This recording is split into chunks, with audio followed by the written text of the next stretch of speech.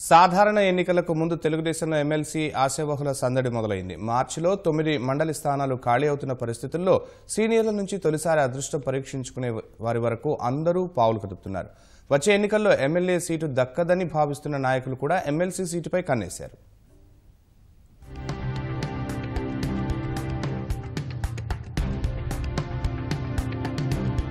తెలుగుదేశంలో అప్పుడే ఎన్నికల కోలాహలం మొదలైంది.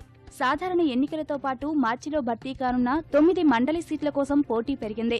2 మంత్రులు సహా మరో 6 కలిపి మొత్తం 8 మంది శాసనమండలి సభ్యుల పదవీకాలం మార్చి చివరికి ముగియనుంది. సిట్టింగ్ ఎమ్మెల్సీ ఎంవీవీఎస్ మూర్తి అకాల మరణంతో ఒక ఖాళీ ఏర్పడింది.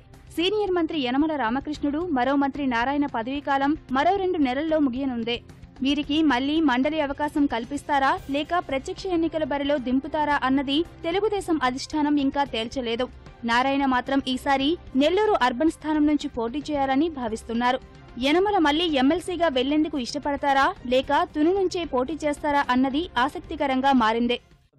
మీ సొంత జిల్లాలో రాజకీయ ఎలా ఉంది? వచ్చే సార్వత్రిక ఎన్నికల్లో మీరు ప్రత్యక్షంగా పోటీ చేసే అవకాశాలు ఉంటాయి? అన్నీ ఇప్పుడు ఇది టైం కాదు, చూద్దాం, ఇంకా చాలా టైం.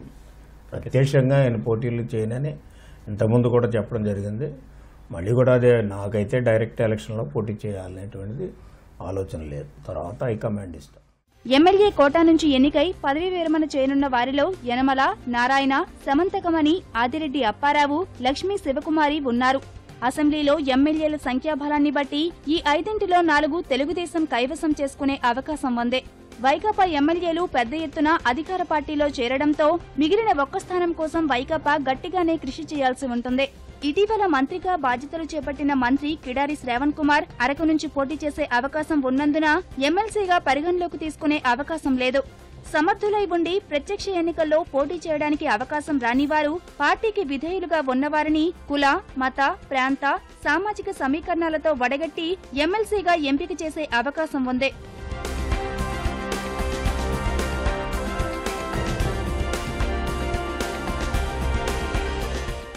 కృష్ణా, గుంటూరు, ఉభయ గోదావరి జిల్లాలకు సంబంధించిన 2 పట్టభద్రుల స్థానాలతో పాటు ఉత్తరాంధ్రలో 1 ఉపాధ్యాయ స్థానానికి మార్చిలో ఎన్నికలు జరగనున్నాయి.